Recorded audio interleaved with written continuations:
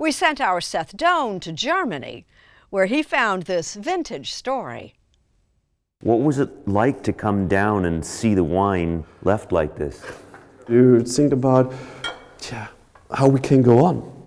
Marked in mud, this is a vintage winemaker Peter Krichel never wanted. This is your flood wine. That's our flood wine. The distinction is not the result of some highly anticipated harvest, but an unexpected disaster. We would have been underwater standing here. Completely.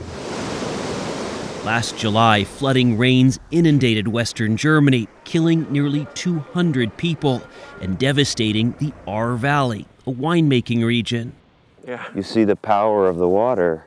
Krichel, whose family has been making wine here since the 1500s, lost about 10% of his Pinot Noir vines. We must plant it new because you see it also. There's no life inside, so normally there must be green inside. Yeah. And in his cellar, 40,000 liters of wine poured out, turning the floodwater crimson. The water was also red completely. That's break my heart. What remained seemed unsellable, some so muddied he couldn't decipher varietal or vintage. But when Daniel Kohler got a look at the wines at his aunt's destroyed restaurant, he saw an opportunity.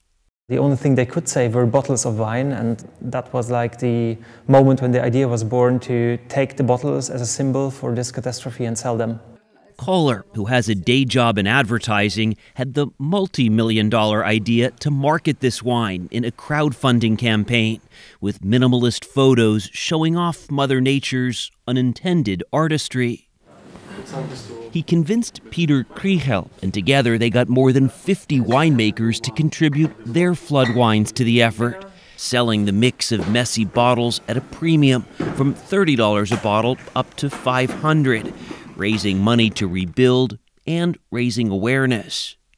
The Ahr is not very well represented as a wine region in the world, and that was something we wanted to change and to take the best out of a catastrophe. When you first heard the idea of flood wine, what did you think?